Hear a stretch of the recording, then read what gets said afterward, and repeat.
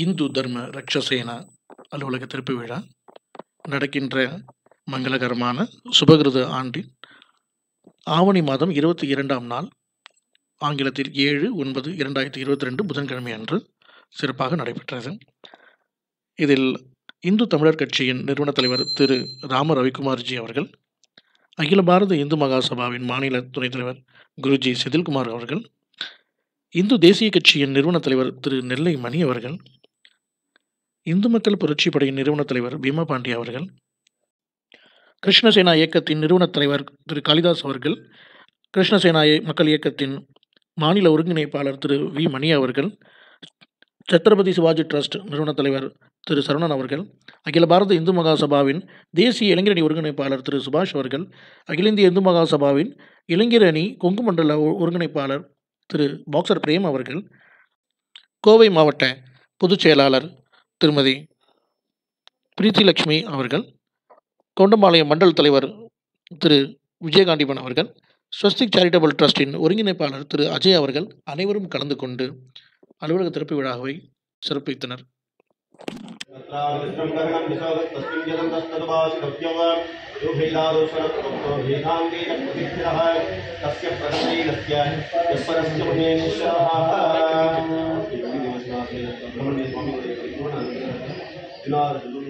இந்த குறைவில்லாத நோய்நொடிகளில்லாத பெருவாழ்வு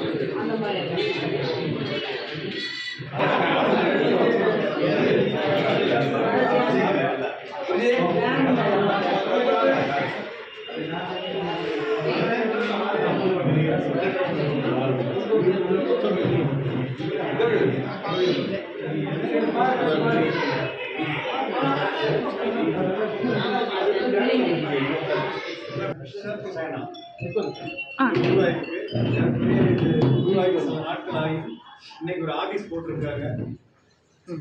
இதுல வந்து நம்ம இந்துக்கள்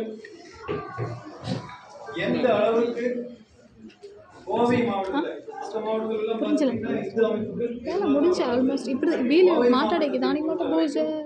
இந்து அமைப்புகள் மிக பிரம்மாண்டமான வளர்ச்சி, நல்ல வளர்ச்சி, சிறப்பான வளர்ச்சிகள் இருக்கு. அதுல என்ன அப்படின்னு பார்த்துட்டீங்கன்னா சின்ன சின்ன அமைப்புகள் நிறைய உருவாயிட்டு. இந்த சின்ன சின்ன அமைப்புகள் எதற்காக உருவாகிறது அப்படின்னு பார்த்துட்டீங்கன்னா, இன்னைக்கு கொஞ்சம் வெளிப்படையா பேசலான்னு இருக்கேன். அதாவது பொங்கு தமிழ்ல சொல்லணும் அப்படின்னா வெள்ளச்சோளமா பேசலான்னு இருக்கு.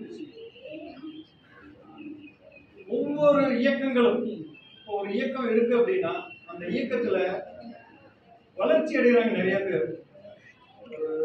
நிறுவன தலைவர் இருப்பாரு, ஒரு மாநில பொதுச் செயலாளர் இருப்பாரு. ஆனால் இந்த நிறுவன தலைவர் மாநில பொதுச் செயலாளரை விட ஒருத்தர் அதுல சிறப்பா பணி செய்வார், சிறந்த பேச்சாளராக இருப்பார், ஒரு இந்துத்துவவாதியா இருப்பாரு, இந்து போராளியா இருப்பாரு. அது அந்த தலைவருக்கும் அங்க இருக்கிறவங்களுக்கு பிடிக்காது, அவரை ஓரங்கட்ட பார்ப்பாங்க. இதான் நடந்துட்டு இருக்கு நிறைய பேர். என்ன இது எல்லாத்தையும் ஏற்றுக்கணும், இதுதான் நடந்துட்டு இருக்கு. அவர்களை ஓரம் கட்ட பார்ப்பார்கள். என்ன ஏன் அவர் என்ன பாகிஸ்தானுக்கா போய் வேலை செய்ய போறாரு? இல்ல, ஒரு இந்துத்துவவாதியத்தில் இருக்காரு. அவர் முன்னேறினா என்ன கெட்டு போச்சுன்னு நான் கேட்கிறேன். உடனே என்ன பண்றாங்க அப்படின்னா, அடுத்த செகண்ட் அவர் மனத்தோய், உண்மையான ஒரு இந்து போராளி மனத்தோய் வளர்ந்துருப்பான். அதுல ஏதோ சம்பாதிக்கும்னு நினைக்கிறவங்க அவன் என்ன காலை பிடிச்சிட்டு கெஞ்சிட்டு இருப்பான், அவன் கால் கடியில் இருப்பான், இவன் முடிச்சாலும் கண்டுக்க மாட்டான். அது உண்மையான இந்து போராளி அங்க இருக்க மாட்டான். அவர்கள் வெளியில வர்றான். சொறி பிடிச்சவங்க கம்முன்னு இருக்குமா? சொறிதான். அப்போ ஒரு இந்து போராளி கம்முன்னு இருப்பானா? நிச்சயமாக இருக்க முடியாது. அவன் தூங்க முடியாது. ஏன்னா ஒரு இந்து போராளியா இருந்து ஒரு இந்துத்துவ பணி செஞ்சவனுக்கு தூக்கம் வராது. யோசனை பண்ணுவான். உடனே என்ன பண்றான், அவனு ஒரு 10 பேர்த்த சேர்த்துட்டு ஒரு இயக்கத்தை ஆரம்பிக்கிறாங்க. இதுதான் வயசுக்குள்ள அதிகமா நடந்துச்சு. நம்ம ராமரகுமார ஒரு சிறந்த பேச்சாளர் இருக்கவே முடியாது.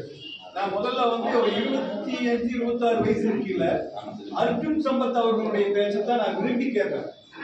அவருடைய பேச்சு ரொம்ப தெளிவா இருக்கு, ரொம்ப அருமையா இருக்கு. ஆனா இப்ப அண்ணன் ராம ரவிக்குமாருடைய பேச்சை நான் விரும்பி கேட்கிறேன். ஏன்னு கேட்டாச்சுன்னா அதுல ஒரு அழுத்தமான ஒரு இந்துத்துவம் இருக்கு, ஒரு அழுத்தமான ஒரு இந்துத்துவனுடைய எழுச்சி இருக்கு. அந்த பேச்சை நான் கேட்கிறேன். அப்ப ராம ரவிக்குமார் அண்ணன் வந்து எதுல இருந்தாருன்னு உங்களுக்கு எல்லாமே தெரியும். ஏன் அவர் புறக்கணிக்கப்பட்டாருங்கிறது தெரியும். இது வந்து நடந்த நிகழ்ச்சி. இன்னைக்கு சிறந்த பேச்சாளர், ஒரு அருமையான பேச்சாளர், ஒரு இந்துத்துவவாதி, இந்துக்களை எழுச்சியா பேசக்கூடியவர், ஒரு தூங்கி இருக்கிறவனை கூட தட்டி எழுப்பி நிறுத்தி அவனை இந்துத்துவ பணி செய்யக்கூடிய ஒரு திறமை அவரிடத்துல இருக்கு. ஆண்டி அவருக்கு எங்க இருக்காரு, எந்த மாதிரி சூழ்நிலையில் இருக்காரு எல்லாம் யோசனை பண்ணீங்களா? அதே மாதிரி ஒவ்வொருத்தரும் பார்த்துட்டீங்க அப்படின்னா இங்க உட்கார்ந்து இருக்கிறவங்க ஒவ்வொரு இயக்கம் ஆரம்பிக்கும் போதும் அந்த இயக்கத்தை வந்து ஒரு இயக்கத்தை வந்து பிரிஞ்சு ஆரம்பிக்கிறவங்க எல்லாம் இந்த அடி வாங்கியிருப்பீங்க.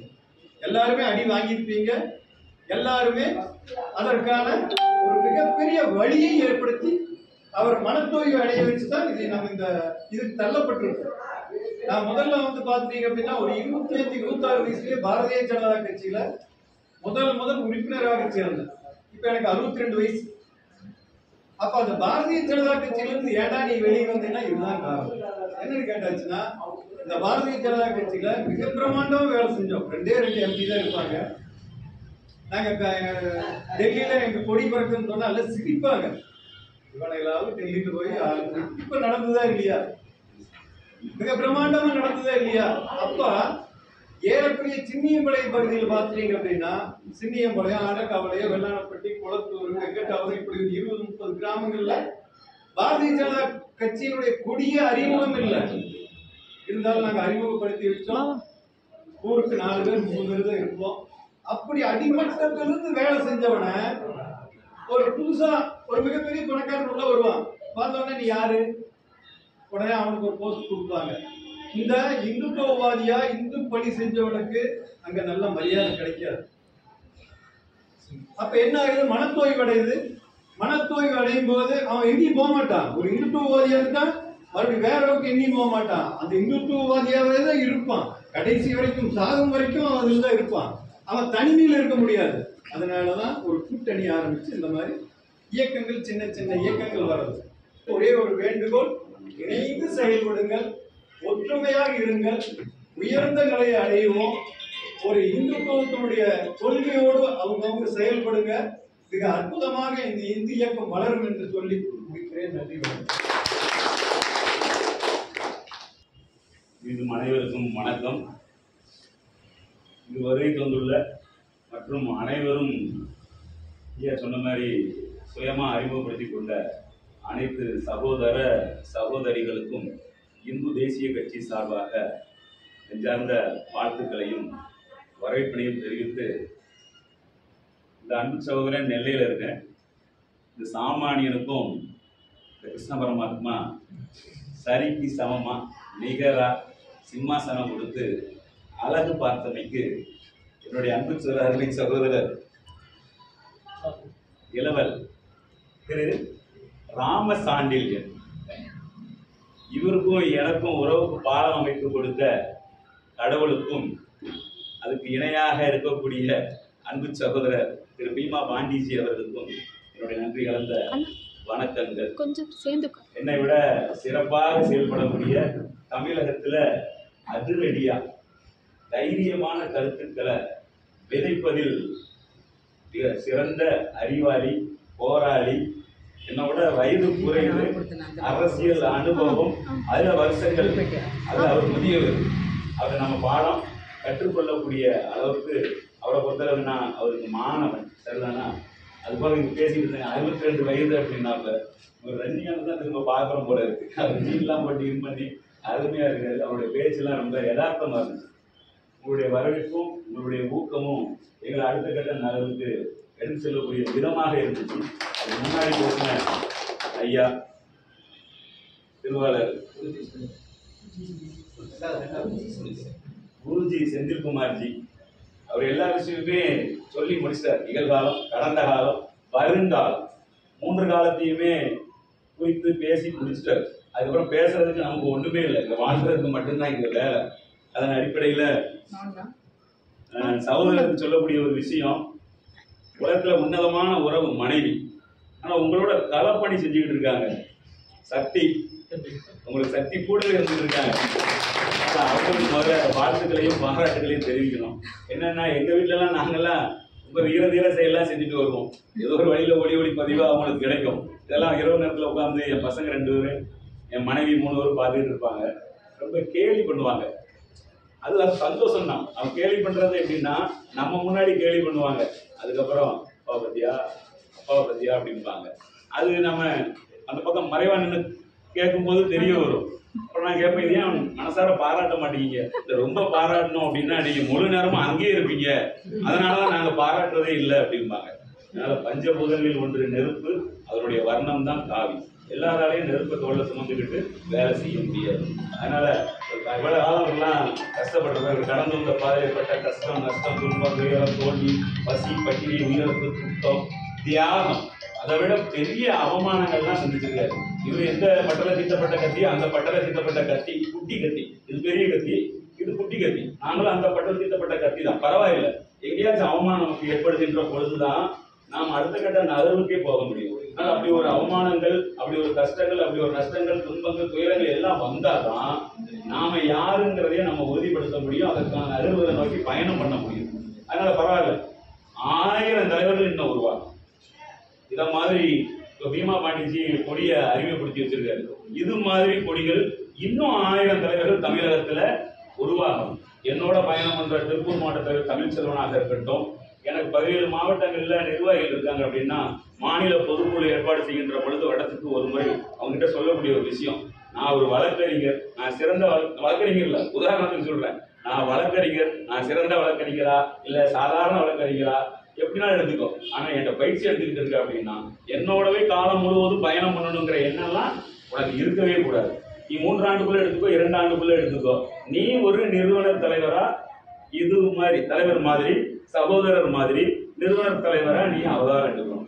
அந்த நிகழ்வுக்கு ரிப்பன் கட் பண்ணதுக்கு நீ அனுமதி தந்தாலும் தரலைனாலும் பரவாயில்ல, புத்தகத்துக்கு ஏற்ற அனுமதி தந்தாலும் தரலைனாலும் பரவாயில்ல, உன்னை வாழ்த்துறதுக்கான அனுமதி எனக்கு நீ கொடுக்கணும் அப்படின்ட்டு அந்த விஷயத்துல மட்டும் கட்டாயம் நிர்பந்தம் நாம அவருக்கு சொல்லி கொடுத்துட்டு இருக்கோம். அது மாதிரி இங்க இருக்கக்கூடிய எல்லாருமே வருங்காலத்துல மிகப்பெரிய தலைவர்களா வரணும் அப்படிங்கிறது தான் எல்லோருடைய ஆசையுமா இருக்கு.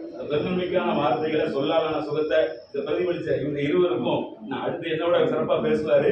அவர் பேசும்போது முதல்ல ரசனையா செவிவழி இருந்தா உள்வாங்கி நாமும் சேர்ந்து கை தட்டி உற்சாகப்படுத்த போறோம். அதனால முன்னக்கூட்டியே அவங்க இந்த விஷயத்த சொன்னதுனால ரொம்ப அருமையா இருந்துச்சு. எங்களுக்கெல்லாம் இந்த மாதிரியான ஒரு அனுபவங்கள் எல்லாம் கிடைக்கல. அப்போ உள்ள காலகட்டங்கள்ல பெரிய தொழில்நுட்ப வளர்ச்சி கிடையாது, பெரிய பொருளாதார செல்வ செழிப்பு நம்ம கிட்ட கிடையாது. அப்போலாம் நாங்கெல்லாம் ரயில் பயணம் ஓப்பன் டிக்கெட் எடுத்துட்டு போய்கிட்டே இருக்கணும். கையில ஒரு லக்கேஜ் வச்சிருப்போம், 1 நாள் 2 நாள் 3 நாளுக்கான உடை இருக்கும். அடுத்து போன உடனே இப்ப நான் கோயம்புத்தூர் வந்துட்டேன் அப்படின்னா, நான் உடுத்திட்டு வந்த உடையை உடனே துவைத்து காய போட்டுட்டு வெளியே வந்து இன்னைக்கு போட்டிருக்க உடை அது மறுநாள் 1 வாரம் ஆகும், 10 நாள் ஆகும் வீடு போய் சேர்றதுக்கு. என்னமோ நாங்க ஏதோ சம்பாத்தியம் பண்ணிட்டு வாரோம் அப்படின்ட்டு. ஒரு படத்துல கூட சொல்லுவாங்க, கொண்டு வந்தாலும் கொண்டு வராட்டாலும் தாய், கொண்டு வந்தால் வீட்டுக்கு போகும்போது ஏதாச்சும் ஒரு பண்டம் ஏதாச்சும் கொண்டு போனாதான் அப்பான்னு பிள்ளையே சொல்லும். அது மாதிரி இருக்கு. அது மாதிரி சூழலாம் இருக்கும். நம்ம வெறுங்கையை வீசிட்டு தான் கை சுட்டு போவோம். அப்ப சலிப்பா இருந்த பிள்ளைங்க தான். ஆனா அந்த பிள்ளைங்களுக்கு நம்ம வந்து தேச பத்தியை நம்ம ஊட்டுறோம், இருக்கிற கஷ்டத்தை நம்ம சொல்லி வளர்க்குறோம். இப்போ பசங்கள்ட்ட சொல்லக்கூடிய ஒரு விஷயம் என்ன அப்படின்னா, நம்ம தேசம் வந்து பாதுகாப்பற்ற ஒரு சூழல் இருந்தது. இப்ப இல்லை, நான் சொல்றது அப்போ. இப்ப நல்ல சிறப்புமையா இருக்கு. உலகமே போற்றக்கூடிய ஒப்பற்ற தலைவரா திரு நரேந்திர மோடிஜி இருக்காங்க. இப்ப தலைவர் நம்மளுடைய பாரத பிரதமரை உலக நாடுகளே விரும்புகிற அளவுக்கு அவருடைய செயல்பாடுகள் இருந்துட்டு இருக்கு. எதிரிகளை வீழ்த்தக்கூடிய, வீரங்களை வருத்தக்கூடிய அளவுக்கு மிகப்பெரிய சாணக்கியத்தனமா இருந்துட்டு இருக்காரு. சீன தேசத்துக்கு வேணா அந்த பழமொழி சொந்தமா இருக்கலாம், கண்ணுக்கு கண்ணு பல்லுக்கு பல்லு.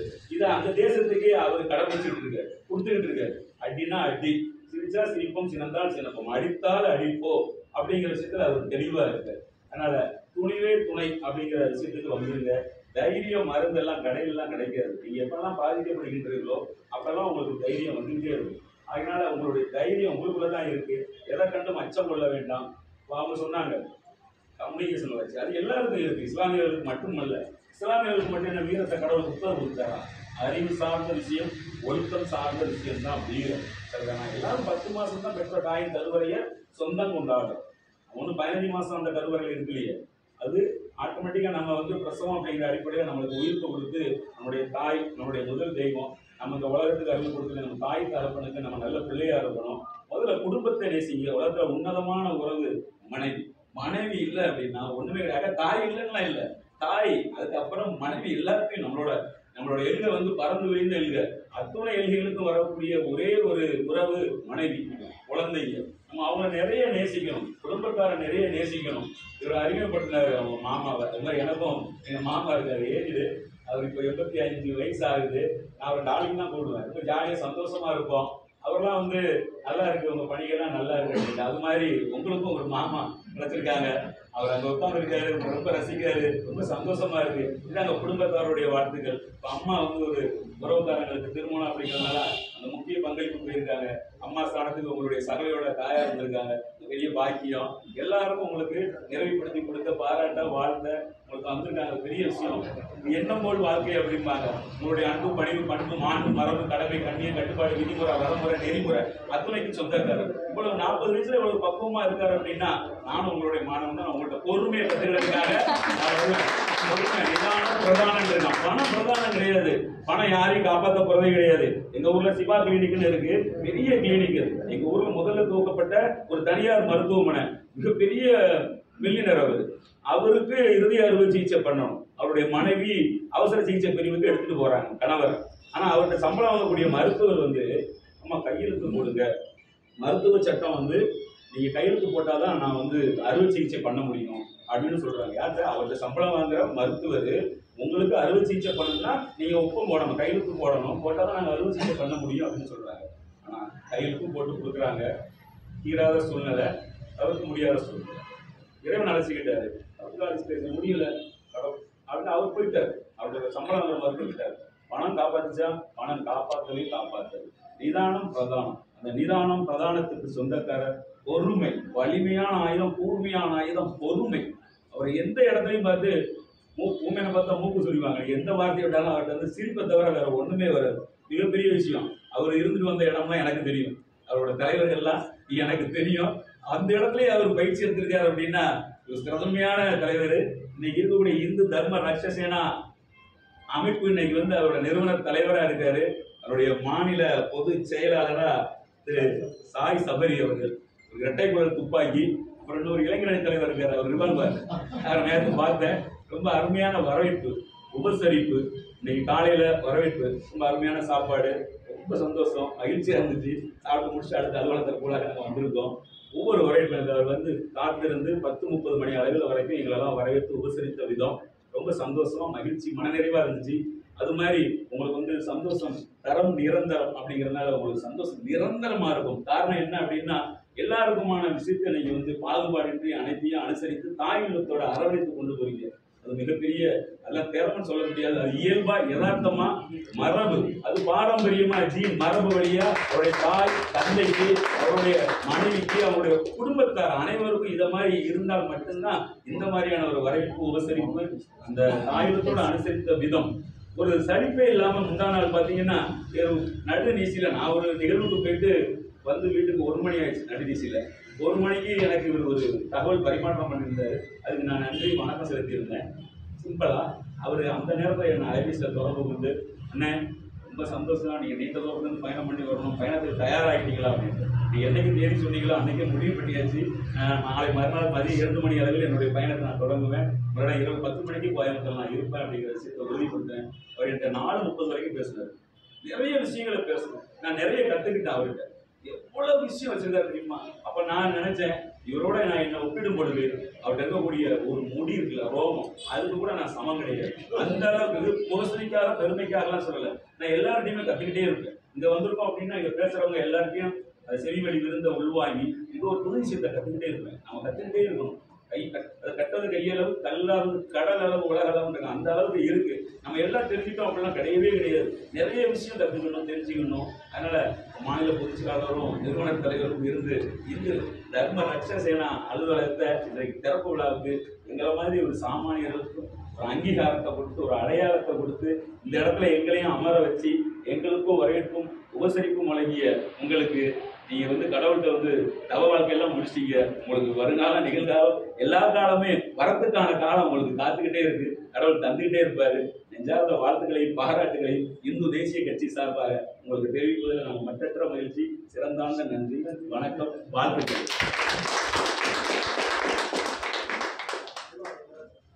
நான் இதற்கு நடத்தணும்னு ஒரு முடிவு பண்ணி அவமானப்பட்டு, அசிங்கப்பட்டு, எல்லாம் பட்டு வெளியில் ஒரு இதான் போட்டு இப்போ ஒரு இதான் இப்போ ரெடி பண்ணி வச்சுருக்கோம். அர்ஜுன் சேனா எங்களோட கொடியேற்றது விழா விநாயகர் சதுர்த்தி வரைக்கும் நிறையா பிரச்சனைகளை சந்திச்சுருக்கோம். எங்களுக்கு நேரம் காலம் வரும்னு நான் எதிர்பார்த்துருக்கலாம். அதுக்காக இத்தனை அமைப்பில் எங்களுக்கு ஒத்துழைப்பு தருவாங்கன்னு எதிர்பார்க்குறோம். அதே மாதிரி ஜி அவங்க சொன்னாங்க, ஜி நாங்கள் அலுவலகம் தரப்போம், இங்கே வரணும் முடியாது. சரிங்க ஜி நாங்கள் வரலாம். அப்புறம் சந்திச்சதுக்கப்புறம் ஜி சொன்னாங்க, உங்களோட நிகழ்ச்சி ஏதாச்சும் ஒன்று நாங்கள் அனைவருக்கும் வரணும் ஜி, நீங்கள் கவலைப்படாதீங்க சொன்னாங்க. அதுக்கப்புறம் ராமலிங்கமாச்சு அவனை பார்த்துட்டு சில இதெல்லாம் சொன்னீங்க, எல்லாம் இது பண்ணணும். இந்த அமைப்பில் இருந்து நாங்கள் எவ்வளவோ உழைச்சிருக்கோம், கஷ்டப்பட்டுருக்கோம். ஆனால் பின்னாடி திரும்பி பார்த்தா எல்லாருமே நம்ம ரொம்ப இதாக நினைக்கிறாங்க. கஷ்டப்பட்டதுக்கு ஒரு பலன் இல்லை, ஆனால் பலனை எதிர்பார்த்து நாங்கள் எதுவும் செய்யலை. நாங்களாம் ரொம்ப நொந்து போய் திண்டுக்கல் மாவட்டத்தில் என்ன ஒரு ஆளை இது பண்ணிக்கங்க. திண்டுக்கல் மாவட்டம் நல்லா அசிங்கப்பட்டுருக்கோம் அப்படின்னு. இந்த காவி துணி போடுறது பெரிய விஷயம், ஆனால் எல்லாத்துக்கும் நாங்கள் அசிங்கப்பட்டு எல்லாம் பண்ணியிருக்கோம். அசிங்கப்பட்டுட்டாங்க. ஆனால் இன்னொரு முறை நாங்கள் ஜெயிச்சு காட்டணுங்கிற ஒரு நம்பிக்கையில் பின்பற்றி வந்துட்டு இருக்கோம். அதுக்காக உங்களோட ஆதரவு எல்லாம் நமக்கு வைப்ரேஷன் வரும். அவர் ஃபோன் பண்ணி பேசுறது நான் அந்த அளவுக்கு ரொம்ப அன்பாக பேசுவேன். அப்படிங்க நேரில் வர்றது வர விஷயங்கள் ஃபோன் பண்ணி தகவலெல்லாம் சொல்கிறப்போ ஒரு 5 நிமிஷம் பேசினாலே ஒரு மனசுக்கு சந்தோஷம் வரும். அந்த மாதிரி நண்பர்கள் நமக்கு ரொம்ப நன்றி. அழைப்பு ஒரு பக்கம் போயிட்டு வர லேட் ஆகிடுது.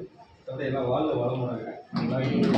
பாரதிய ஜனதா கட்சியில் நீங்கள் ஏகப்பட்ட மீட்டிங்கில் நீங்கள் தலைமையிலேருந்துலாம் கூப்பிட்டு இருந்தாலும் அங்கேயும் போயிட்டு நட்புக்காக அங்கேருந்து உடனே அவங்களோட பிரசனத்தை கொடுத்தாங்க. அனைத்து இந்து சொந்தங்களுக்கும் முதற்கண் வணக்கம். நம்ம இன்னைக்கு பேச்சு செயல் அப்படிங்கிறது 2 விதமா இருக்கு. ஒரு இடத்துல நம்ம பேசுறோம், நம்மளுடைய கொள்கைகளை சரியான முறையில பேச முடியுது, ஆனா செயல்படுத்த முடியுதா? அதற்கு இந்த அரசாங்கம் நமக்கு என்ன ஒத்துழைப்பு கொடுக்குது அப்படிங்கிறத நம்ம சிந்திக்கணும். நம்மளுடைய கடவுள்களை இழிவுபடுத்தி பேசுறவங்களுக்கு எந்த விதமான தண்டனையும் கிடையாது, எதுவும் கிடையாது.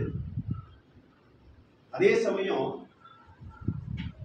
நம்மளுடைய கடவுள்களுக்காக நாம போராடுறோம், இல்லை ஏதாவது ஒண்ணு பண்றோம் அப்படின்னாக்க உடனே நமக்கு தண்டனை, அதே சிறைச்சாலை தான் நமக்கு. காலத்தால 3 மணிக்கெல்லாம் காவல்துறை கதவு தட்டினா அப்போ மட்டும் கடமை கண்ணு முன்னாடி இருக்கும். காவல்துறைக்கு அதுதான் வேலை.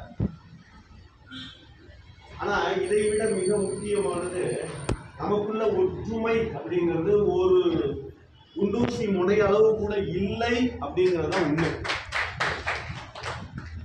நம்ம ஒரு சக அமைப்பு ஏதாவது ஒரு விஷயத்துல காவல்துறையால கைது செய்யப்பட்டாக்க உடனே நம்ம கைதட்டி சிரிக்கிறதுக்கு தான் இருக்கும்.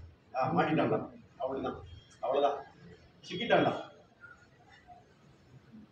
இது ஏன் அப்படிங்கிறது புரியல. அவனும் காவி கொடிக்கு கீழே தான் இருக்கான். இந்த காவி கொடிங்கிறது சாதாரண விஷயம் அல்ல. ஐயா சொன்னது போல அந்த பரம்பரை ரத்தத்துல இருக்கணும். அதெல்லாம் நம்மளுடைய சுதந்திரம் அப்படிங்கிறது இன்னுமே கிடைக்கலை அப்படிங்கறதுதான் விஷயம். இந்தியாவில் சுதந்திரம் அடைஞ்சிட்டான், குடியரசு அடைஞ்சிட்டான். ஒருத்தர் முதலமைச்சரா இருந்துட்டு ஜனவரி 15ஆம் தேதிட்டு அவருக்கு குடியரசு எதுன்னே தெரியல. அவரு பாவம், அவரு டோப்பா வச்சுக்கிட்டு பேனா வைக்கிறான், இங்கு ஊத்துறன்னுட்டு அவரு ஏதோ ஒண்ணு பண்ணிட்டு உட்காந்துருக்காரு. அவருங்க பாவம். இதை கேட்கறதுக்கு யாராவது இருக்குமா? கிடையாது. யார் வீட்டு காசு? யார் வீட்டு காசு? கடைசியில புயல் அடிச்சது பேனா சாஞ்சிட்டுமா, அதை முட்டு கொடுக்கறதுக்கு தனியா செலவு பண்ணிட்டு இருக்கு. அது பாலாகி குடிச்சுக்குவாரு. இடையில வேற இவரு வேற வீட்டுக்காரமாவோட சண்டான்றதுனால பாலாகி குடிச்சுக்குவாரு. இதெல்லாம் கேட்கறதுக்கு இன்னைக்கு தமிழகத்துல இந்து அமைப்புகள் அப்படிங்கிறது ஒற்றுமை இல்லை அப்படிங்கிற ஒரே ஒரு காரணத்தினால மட்டும்தான் இவங்க பள்ளிக்கூடங்களை கட்டாம சமாதிகளை கட்டிட்டு இருக்காங்க. நமக்குள்ள ஒத்துமை இருந்தது அப்படின்னாக்கா 80% மேல இருக்கக்கூடிய நம்ம கிட்ட ஒத்துமை இல்லாததுனாலதான் என்ன பண்றான் திமுக அரசுங்கிறது. என்ன அரசுங்கிறான்?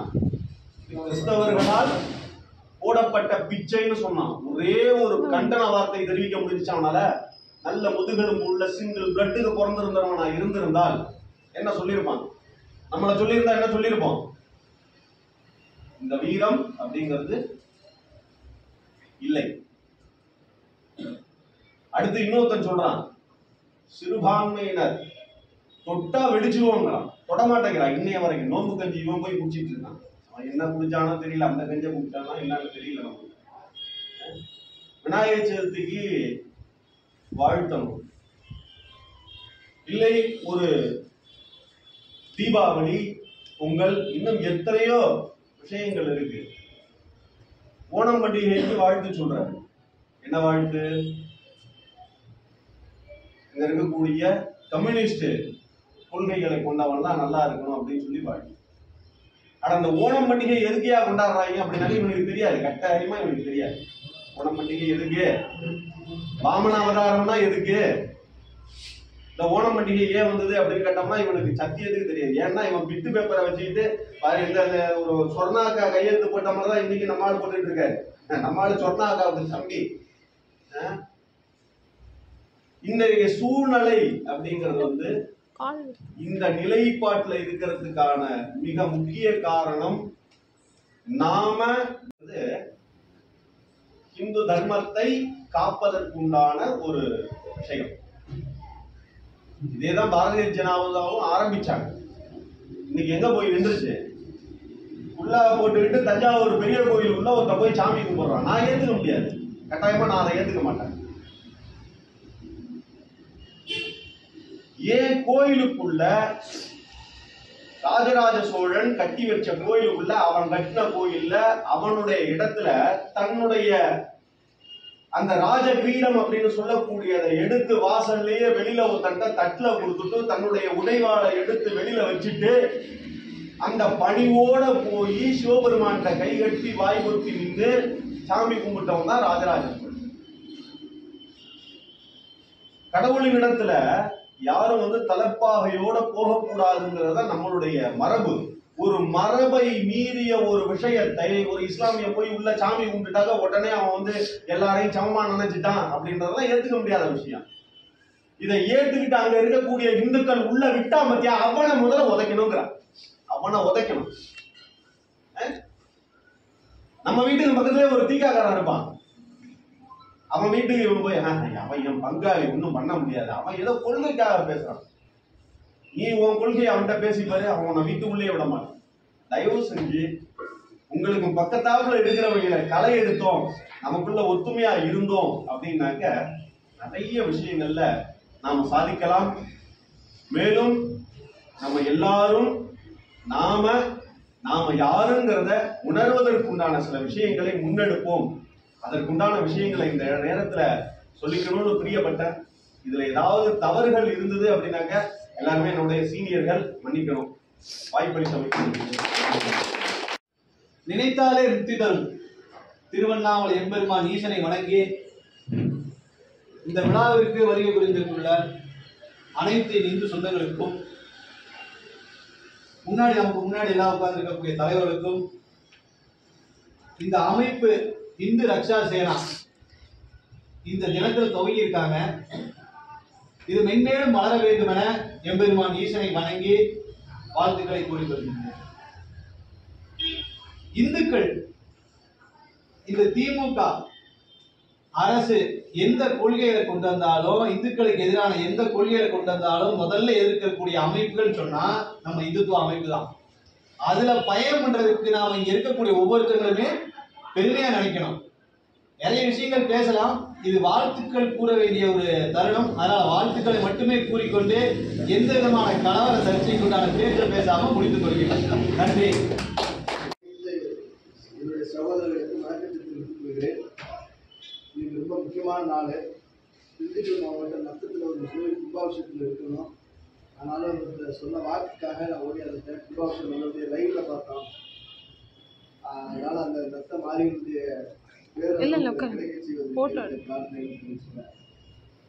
பொதுவாக இங்க ரொம்ப ஒத்துழைப்பு அவருடைய மாமனார் ஐயா துணைத் தலைவர் தான்.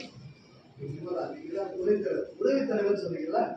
உதவி தலைவர் சொன்னீங்க. துணைத் தலைவர் உதவி செய்யக்கூடிய தலைவராக நீங்க இருக்கீங்க. அதனால உங்களுக்கு தான் முதல் வாழ்த்து. சகோதரிக்கு வாழ்த்து. பொதுவாக இருக்கக்கூடிய எல்லா பெரியவங்களுமே சமுதாயத்திற்காக மிக நீண்ட நெடிய காலமாக போராடி தன்னுடைய வாழ்க்கையில் இன்னொரு கஷ்டப்பட்டாலும் கூட தொடர்ந்து இந்த தெய்வ பணியை செய்வதற்கு நாம் தொடர்ந்து செஞ்சுக்கிட்டு இருக்கிறோம்னு சொன்னா இது பூர்வ புண்ணியம் இருக்கணும் அப்படின்றதான் காரண காரியமா நான் நினைக்கிறேன். பாண்டி சொல்றது நம்முடைய முன்னோர்கள் செய்த புண்ணியத்தின் அடிப்படையில இந்த தர்மத்தை காக்கக்கூடிய தர்ம வீரர்களாக, தர்ம காவலர்களாக, தர்மோ ரக்ஷதி ரக்ஷிதா, தர்மம் காக்கும் நல்லவர்களை தர்மம் என்றுமே காத்து நிற்கும் என்கிற அடிப்படையில் தர்மத்தை காப்பதற்காக தொடங்கியிருக்கக்கூடிய இந்த இயக்கம் மென்மேலும் வளர வேண்டும் என்று நான் நித்தம் வழிபட செய்யக்கூடிய பெருமான் கல்யாணவரையும் காளித்தாயும் அதாவது பார்த்து வாழ்த்துக்களை தெரிவித்துள்ளேன். நம்மை விட திறமையாளர்கள் இந்த சமுதாயத்தில் தேவை. நாம் மட்டுமே தலைவர்கள் என்கின்ற எண்ணம் கூடாது. ஒரு நெருப்பு பற்ற வைக்கிறதுக்கு ஒரு தீக்குச்சி தேவைப்படுது. தீக்குச்சி ஏன் எரியுது அப்படின்னு கேட்டா ஒரு நண்பர் அந்த தீக்குச்சிக்கு ஒரு தலைக்கணம் ஜாஸ்தி, அதனால எரியுது. அதனால தலைக்கணம் இல்லாத தீக்குச்சிகளாக மற்றவர்களுக்கு ஒளியேற்றக்கூடிய தீக்குச்சிகளாக நம்ம இருக்கணும். நம்ம பொதுவாக கிராமத்துக்கு நம்ம குச்சியை போட்டோம்னா பம்பில் இருந்து தண்ணி வருது, வாட்டர் டேங்க் வருது, பழைய டேப்பை திறக்கிற தண்ணி குடிச்சுட்டு வந்துடலாம். ஒரு 20 ஆண்டுகளுக்கு முன்பு 30 ஆண்டுகளுக்கு முன்பு பார்த்தோம்னா கிராமத்துல கிணத்துல தண்ணி இறக்கக்கூடிய பழக்கம் இருந்தது. நம்ம கிணத்துல தண்ணி அரைச்சிக்கிட்டே இருக்கும், வாடி காணாமல் கையில் அரைஞ்சிருக்கோம், இல்லைன்னா முடிச்சு தண்ணி இல்லாமல் உள்ள விட்டுருவோம். அப்போ இந்த வாடியை தேடுறதுக்கு ஒன்று கம்பி கம்பியா இருக்கும். அதுக்கு பேர் பாதாள கரண்டின்னு எங்க ஊர் பக்கம் சொல்லுவாங்க. இந்த ஊர் பக்கம் என்ன சொல்லுவீங்க? பாதாள கரண்டிப்பாங்க. அப்ப நம்ம வீட்டு வாடி தேடுறதுக்கு அதை உள்ள விட்டு இருக்கும். நம்ம வீட்டு வாடி வராது, வேற யாருக்கு வாடியாவது வரும். சரி, வந்த வரைக்கும் அதை எடுத்து அவங்க கொடுப்போம். இந்த பாதாள கரண்டி மாதிரி இந்த சமுதாயத்துல தலைவர்களை தேடக்கூடிய பாதாள கரண்டி தானே. நம்மை விட திறமைசாலி நிறைய இருக்கிறார். நம்ம தான் நினைச்சுக்கிறது, நான் முதலியே தட்டிக்கிறது. இதாண்ட இந்துக்களுக்கு ஆவறது. எவன் சொன்னாங்க இந்துக்களுக்கு ஆவறது? யாரு புகழ் மாலை உனக்கு ரோசாப்பு மாலை விசத்துக்கு போவான். அப்போ மனசுல ரெண்டு நைஸ் மாதிரி மனசு சந்தோஷமா இருக்கும். பரவாயில்ல, நான் தான் இந்துக்கள் தலைவர். அடுத்து செருப்பு ஊண்டி அடிப்பான். இந்த மனநிலை இருந்துச்சா ரோசாப்பு வாங்கின மனநிலை, அந்த மனநிலையோட தான் இந்த ஏச்சுக்களையும் பேச்சுக்களையும் வாங்கணும். அப்பதான் நீங்க பொது வேலைக்கு தகுதியான நபர். என்னை புகழ்கின்றது மட்டும் மனசு குளிர்றது, என்னை புகழலைன்னு சொன்னா மனசு சோர்வு கொண்டுதான் தலைவனுக்கு தகுதி அல்ல, அது சரியான மனநிலை அல்ல. பொதுவெளிக்கு வந்தால் விமர்சனங்களை தாங்கித்தான் ஆக வேண்டும். விமர்சனங்களை தாங்க தயாராக இல்லாதவன் தலைவராக ஆக முடியாது. அதனால அந்த வேண்டிய சொல்லுறேன். இப்போ சாண்டியன் சொல்லுவாங்க, என்ன சொல்றாங்க, தலைவர் ஆகிட்டு பாண்டியே உனக்கு என்னப்பா வெளிநாட்டுல கோடி வழியா கொடுக்க போறாங்க. ஒரு நல்ல காரணம் நாளைக்கு போறாரு வச்சுக்கோங்க, பார்த்தியா அமைப்பு ஆரம்பிச்சாப்புல கார் வாங்கிட்டாப்புல அப்படின்றாங்க. அதனால அந்த மாதிரி எல்லாம் அந்த ஏற்றி பிரச்சனை கவலைப்படாதீங்க. திட்ட திண்டுக்கல்ல வைய வைரக்கல்லு நல்லா வளரணுங்கிற வார்த்தை நான் தெரிஞ்சுக்கிறேன். நமக்குள்ளான இந்த சிறு சிறு பிணக்குகள் இல்லாம உதாரணமா அந்த பல அமைப்புகள் நடக்கிறது இந்த ஃபேஸ்புக்கில் தான் நடக்குது. ஒருத்தர் ஃபேஸ்புக்கில் லைக் போட்டானா ரைட், கமெண்ட் போட்டானா ஷேர் பண்ணலையோ அப்போ இவங்களுக்கு ஆகாது, இவன் ஆகிறது. இந்த மனநிலை விட்டுருவோம். சமுதாயம் ரொம்ப பெருசு, கடல் மாதிரி சமுதாயம். இது ஒரு அல்ப விஷயம். அந்த மொபைல் இல்லாத காலத்தில் உறுதியாக தான் இருந்தோம். ஒருத்தர் சொன்னா இது வந்து மொபைல் இந்த மொபைலை தடவிட்டே இருக்கான். பல பேருக்கு இந்த நம்பரை நினைவில் இல்லை. எத்தனை பேருக்கு நம்முடைய ஒரு ரொம்ப நெருங்கிய சர்க்கிள்னு எத்தனை பேருக்கு நம்பர் நம்ம மனசுல இருக்கணும்? இல்லை, நம்ம இல்லை. ஒரு நாள் மட்டும் நெட்வொர்க் இல்லாமல் போட்டுங்க, பயிற்சி முடிச்சுட்டோம். 1 மணி நேரம் ஹேக் ஆகி போச்சுனாலே எனக்கு ஒன்றும் புரிய மாட்டேங்குது. ஒன்றும் இல்லை, சும்மா வாட்ஸ்அப் நோட்டு, ஃபேஸ்புக்கை பார்க்க, வாட்ஸ்அப் நோட்டு, ஃபேஸ்புக். இதுக்கே 6 மணி நேரம் எழுதுவோம். வாட்ஸ்அப் ஃபேஸ்புக்கெலாம் வீட்டுக்கு வந்து ஆஃப் வச்சுட்டு வீட்டில் கொண்டாடுறத சொந்தக்காரங்க பேசுது. 5 பேர் உட்காந்துருந்தா 5 பேருக்கு மொபைல் தான் தடவிட்டு மூஞ்சி பார்த்து பேசுறது, மூஞ்சிகளை பார்த்து பேச வேண்டிய காலங்கள் போய் மூணாவது பார்த்துருக்கோம்.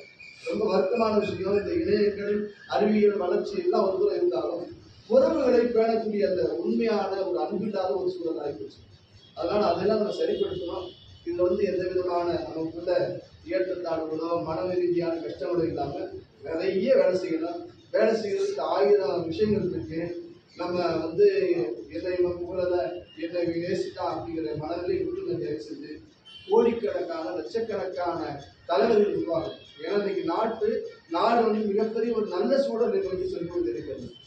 நம்ம நாடு உலகத்துக்கே தலைமை தாங்கக்கூடிய ஒரு சூழலை உருவாக்கிறதுக்கு நான் ஒரு காணொலி பார்த்தேன். லண்டனுக்கு நம்முடைய பாரத பிரதமர் செல்கிறார். அங்கே இருக்கக்கூடிய இந்தியர்கள் ஒரு 50,000 60,000 பேர் வந்து பெரிய அரங்கத்தில் வரவேற்பு காத்திருக்கிறாங்க.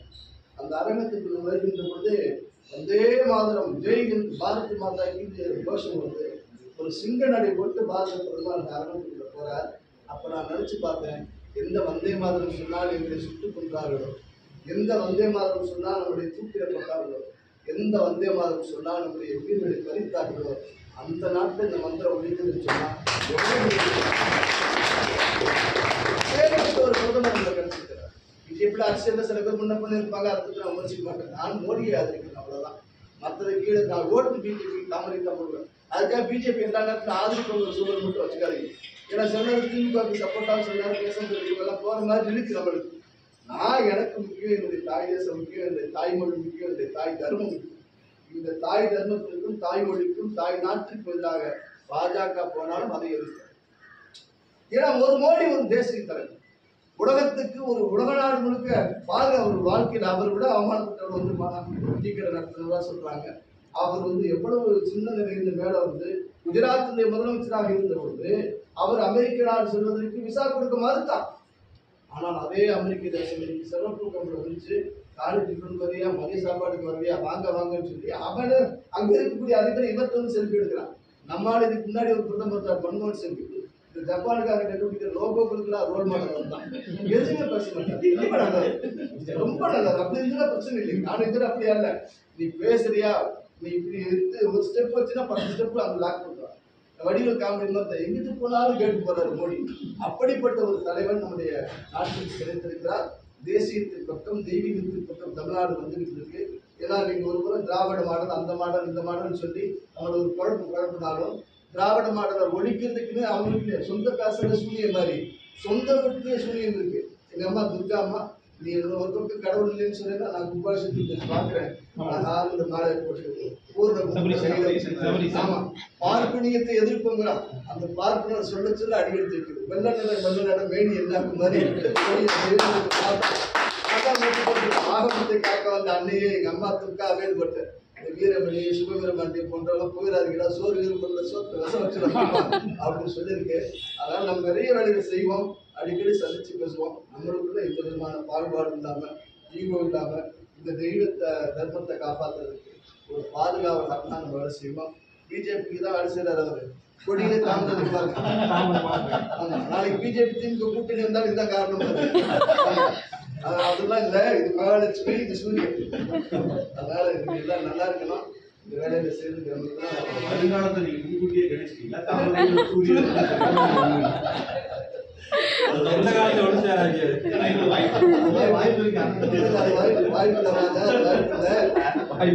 அரசியல் பேச வேண்டியது.